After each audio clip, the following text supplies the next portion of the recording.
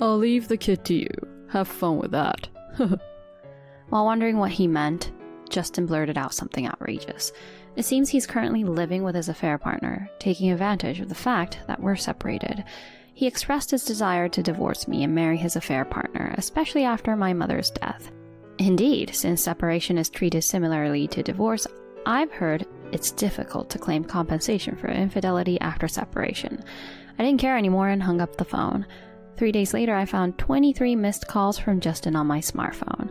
But assuming he called only for his convenience, I didn't respond, I just blocked his calls. But Justin was persistent. He even started sending messages through social media, which I usually don't use. That's when I decided to fight back against Justin.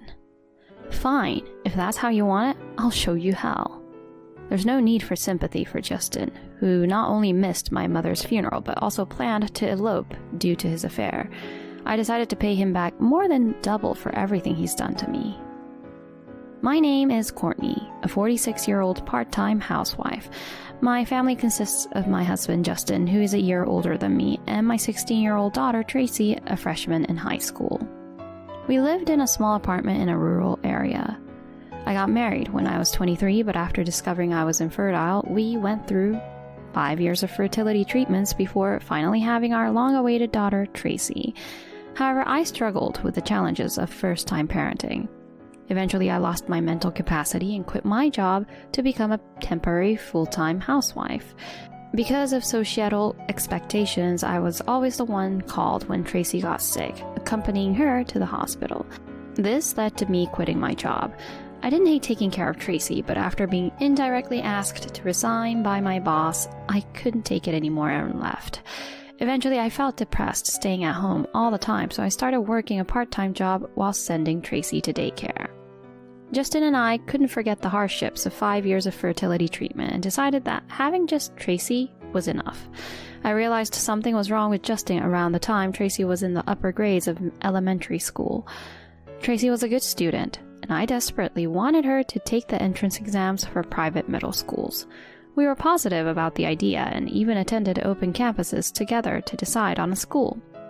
Justin earned enough to support us, even with me being a full-time housewife. For Tracy's tuition fee, I was willing to use my savings, which I had before I got married, and untouched earnings from my part-time job.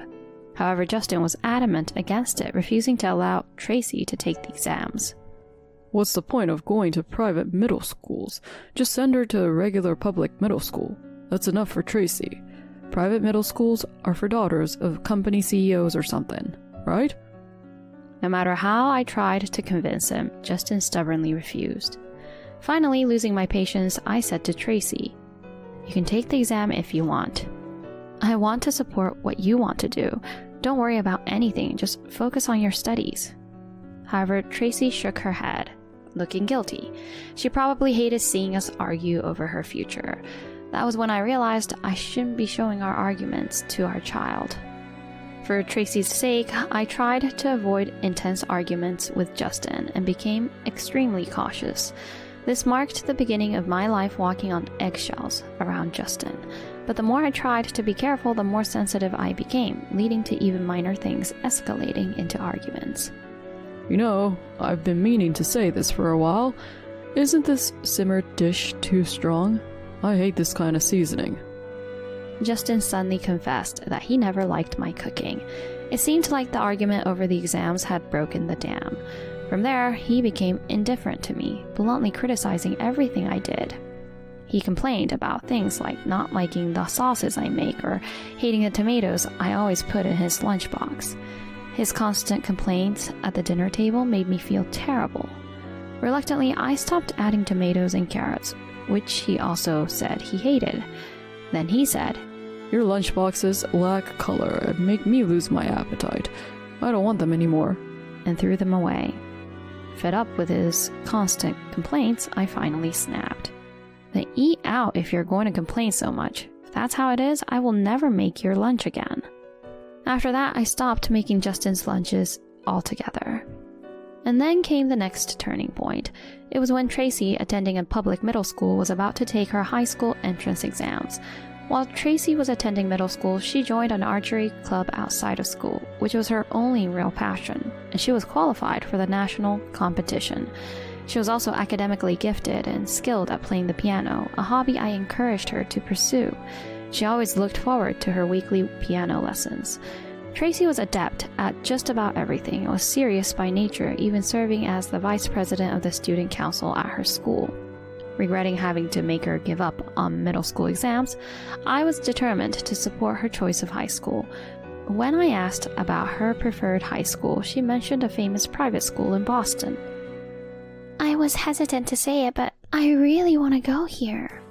It's also a prestigious school for archery, and I'll do my best. I nodded in agreement with Tracy's words. She had become considerate of her father, Justin, always putting her own desires last.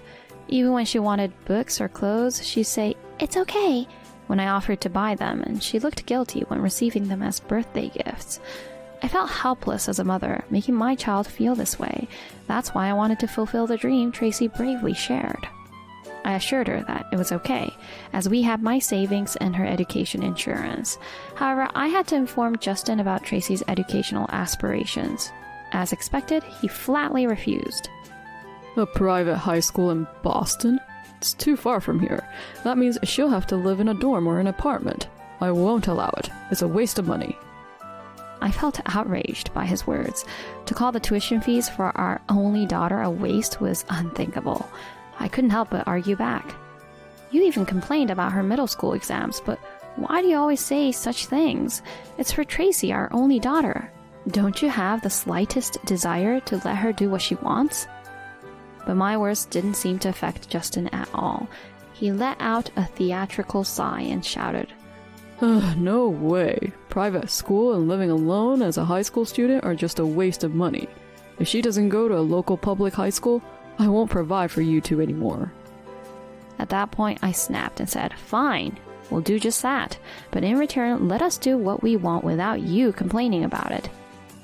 I reassured Tracy, "I'll handle it, so just take the exams for the high school you want to attend. You don't need to compromise this time, okay? You should do what you really want." However, Tracy looked worried and hesitated, saying, "But..." Still, after reassuring her many times and through my persuasion, she seemed to have made up her mind. The following spring, Tracy successfully passed the entrance exam for her first choice high school.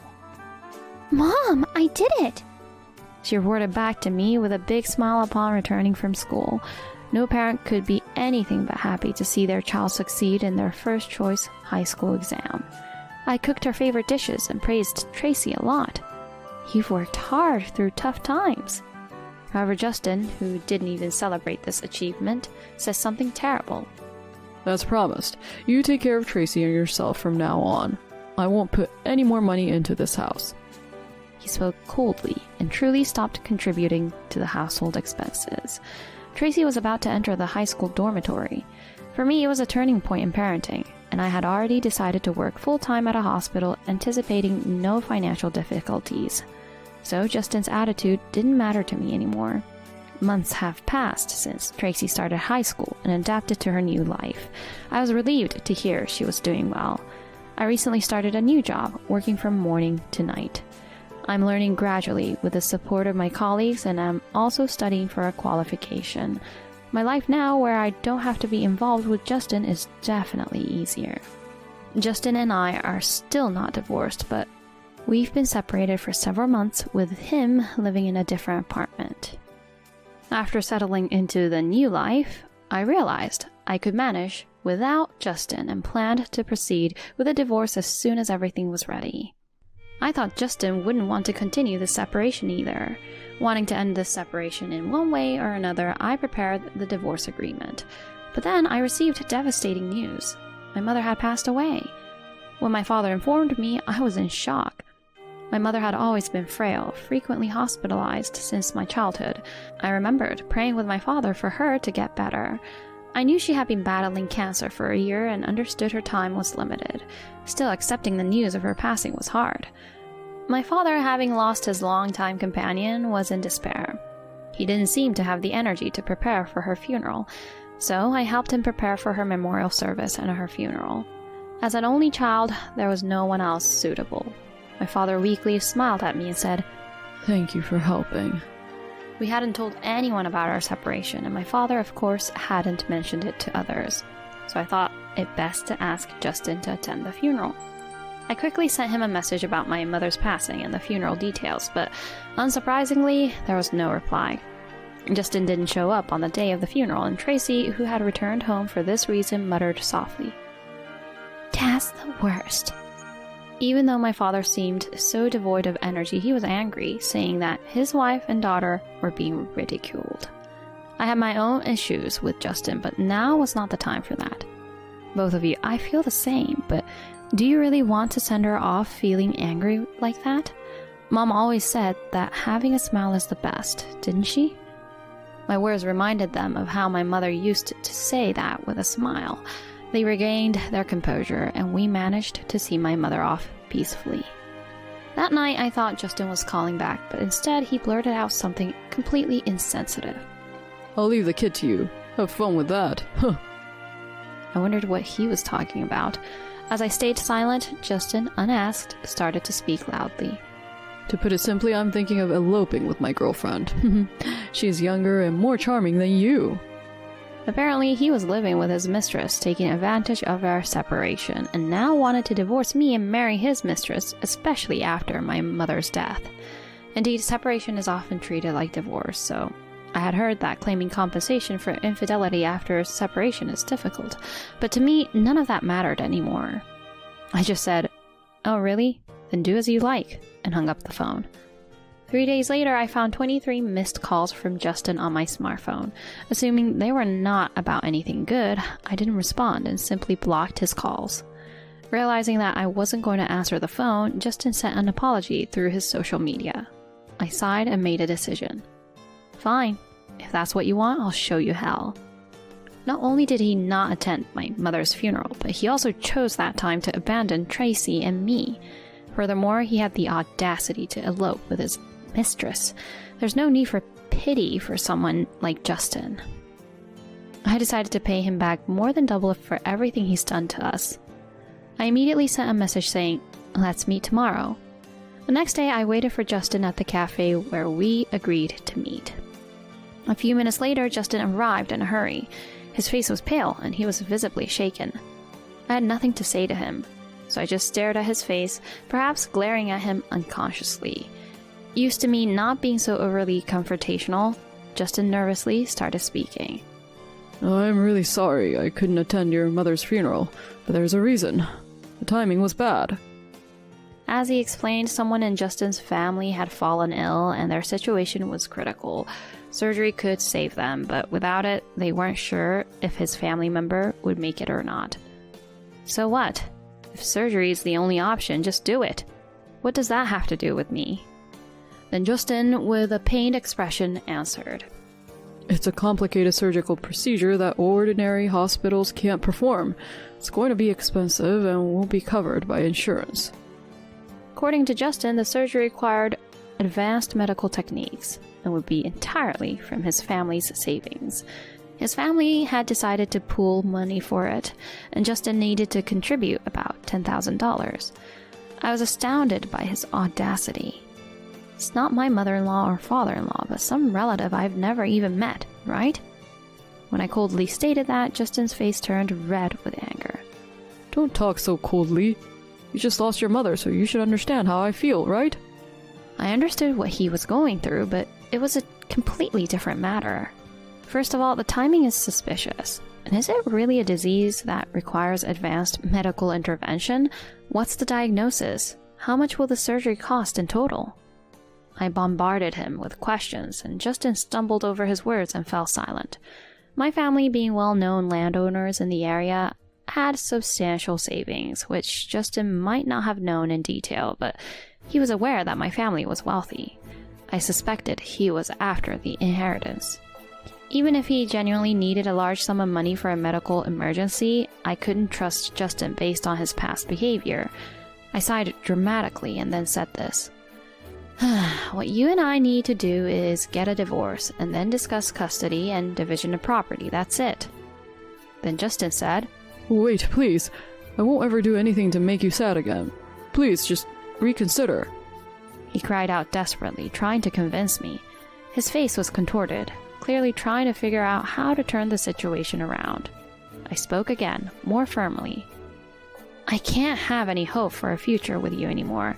If you really feel sorry, please, let's just get a divorce. Saying that, I stood up, paid only for my coffee, and left the place. That night, unbelievably, Justin showed up at my house. Hey, I know you're in there. Open the door.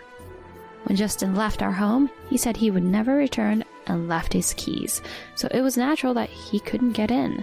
However, at that time, I was in the bathroom and didn't notice Justin's arrival. It seemed that Tracy had answered the door instead, and as I noticed something was amiss and headed to the entrance, I saw them. Tracy was standing tall, looking down at Justin, who was begging on his knees. What's going on? Justin, what are you doing here?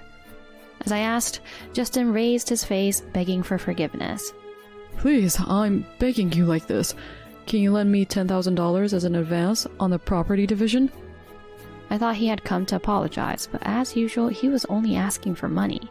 In the end, to Justin, Tracy and I must have been inconsequential. I felt a surge of anger, but managed to restrain myself. I really wanted to shout and drive him away, but I realized running away from the situation wasn't the right choice.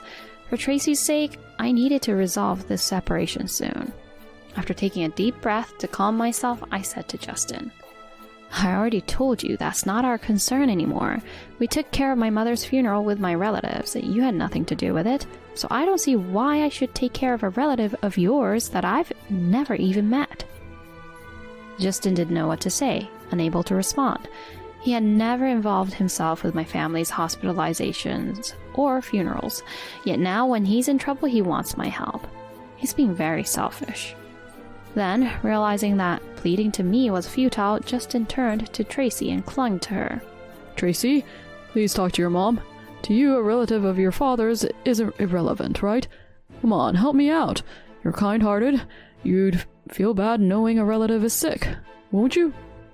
Usually, Justin hardly spoke, and when he did, it was mostly sarcasm, but at times like this, he became quite talkative. Moreover, he was now clinging to the daughter he had planned to abandon for his mistress, refusing even to pay for her tuition fees. It gave me a headache. I had endured a lot for Tracy's sake, but perhaps it would have been better to have divorced Justin from the start and lived just with her. But regretting it now was too late. I wondered what Tracy thought. Maybe she would be moved by her father's words and try to persuade me. I felt embarrassed for even thinking that for a moment, as Tracy, with a resolute expression, retorted, Who the hell are you? Both Justin and I were stunned by her response. She denied his existence outright, not with rejection or words of comfort. Watching Tracy's composed face, I felt a sense of relief. Moved by the sight of my daughter grown so strong, Tracy continued without even looking at Justin. Did you tell Mom to deal with the kid? You basically gave up your parental rights. You're divorcing Mom to be with your mistress, right? It appeared Tracy had overheard our phone conversation. I had tried to be discreet, but Tracy must have had her own thoughts about her father not attending the funeral. To Tracy, Justin, who was being unfaithful and saying that she was unnecessary, was no longer a father but a stranger. This left Justin visibly shaken, unable to move. Tracy, after letting out a heavy sigh, glared fiercely at him. You've always interfered with my future, and now you play the father card only when it suits you? To me, Mom was the only one who took care of me. I don't care about someone who didn't even come to my beloved grandma's funeral. Justin remained motionless for a while, but eventually seemed to comprehend Tracy's words. He stood up, red-faced, glaring at Tracy like a demon, and said, You ungrateful child. Do you know how much I've sacrificed for you? If you're going to say that, then repay all the tuition I paid up until middle school. His behavior was immature. To think a parent would demand tuition repayment from their child for fulfilling their duty. It disgusted me that he was my husband. Justin, with an eager look, approached us. Tracy, possibly feeling scared, stepped back a step, and then another.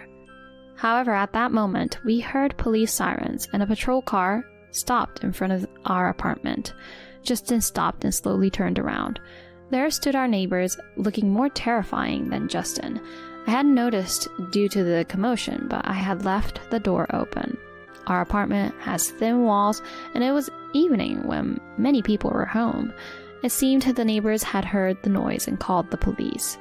Realizing the police were here for him, Justin suddenly became flustered, his previous bravado gone. The police officer approached us first and asked about what had happened. The neighbors had reported Justin as a suspicious person. My relationship with the neighbors was always good. When I mentioned my mother's funeral, they even asked to attend to offer their respects. Naturally, they had asked about Justin's absence, and I had answered honestly. I remembered how the neighbors had unanimously condemned Justin as the worst upon hearing my story, knowing that they hadn't seen him around lately. Despite all that had happened, when Justin suddenly returned and caused a commotion at the front door, the neighbors didn't hesitate to call the police. Justin had always said that neighborhood relations were unnecessary, but in that moment I was grateful for the good relationship I have maintained with our neighbors. The police, while not intervening in civil matters, did not irresponsibly leave the scene unattended. Justin desperately tried to clear up the misunderstanding, saying, No, you've got it all wrong. I'm the head of this household. What's wrong with returning to my own home where my wife and daughter are? This is just a minor domestic dispute. Nothing that requires the police's involvement.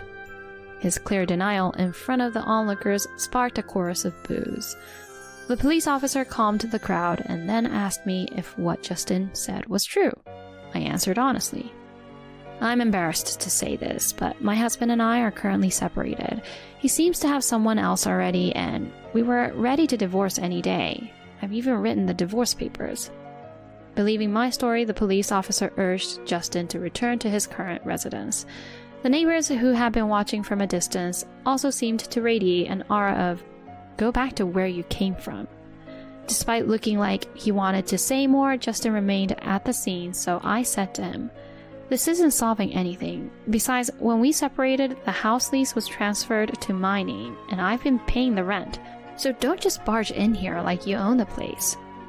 Justin seemed to have no response to that and fell silent again.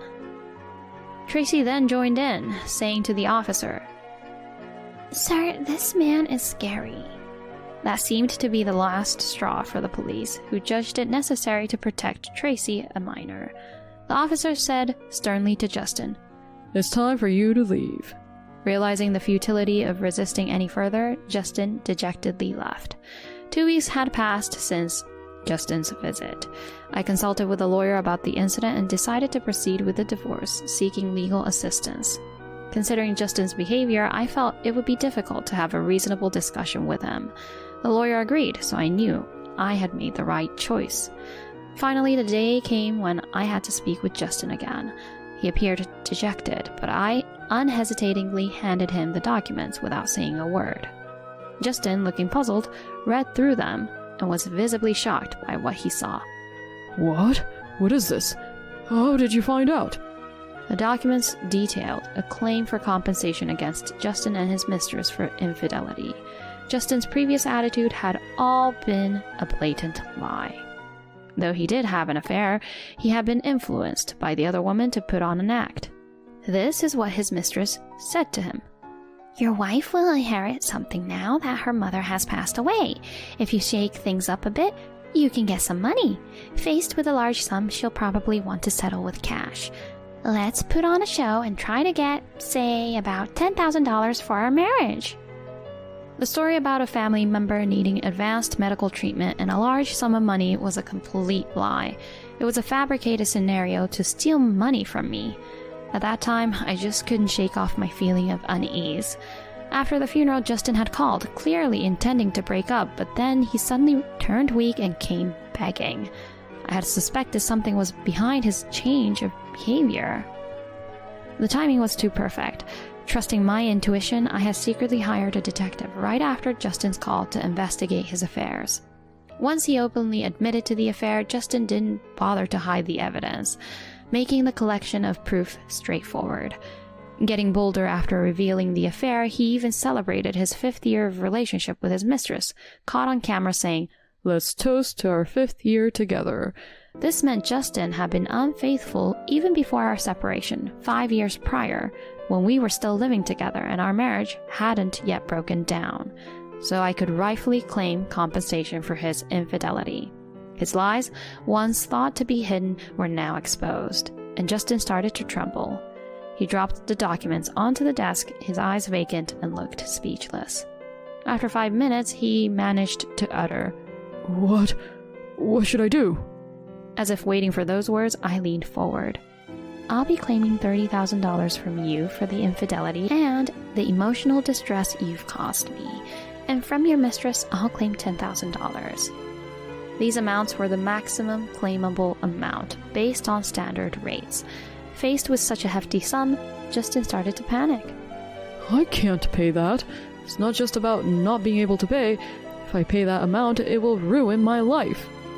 Expecting an excuse like that from him, I presented my next proposition. Then, let's settle it with a property division for the compensation. However, child support is a separate matter. You'll be paying for all of Tracy's expenses, high school and even university. Understood? When Justin objected, I added, if you argue about that, I'll go to court for enforcement proceedings. Faced with this reality, Justin had no choice but to sign the documents prepared by my lawyer. Finally, the long battle came to a close. Eventually, Justin and I officially divorced, and the financial matters were settled through property division. Justin had almost no savings left after squandering his money on his mistress. In the end, I managed to keep the savings I had diligently accumulated over the years. Naturally, the divorce left Justin penniless, which must have been a severe blow for him. Fearful of his employer finding out, he has been diligently paying child support every month. Tracy, as if to spite him, studied hard and was accepted into a prestigious private university. I can only imagine the look on Justin's face when he received the bill for her tuition. The woman Justin had an affair with reluctantly paid me compensation right before she was arrested and eventually convicted of marriage fraud. It appears she had multiple victims, all of whom she had led on with promises of marriage. Justin really lacked judgment. He lost everything: his family, money, and girlfriend. On top of that, his relationships with his parents, relatives, and friends have all broken down. Had he known that a single thrill-seeking venture outside his marriage would lead to such despair, he probably wouldn't have done it. But Justin lacked such foresight. Now he leads a lonely life, just paying child support and commuting between work and home.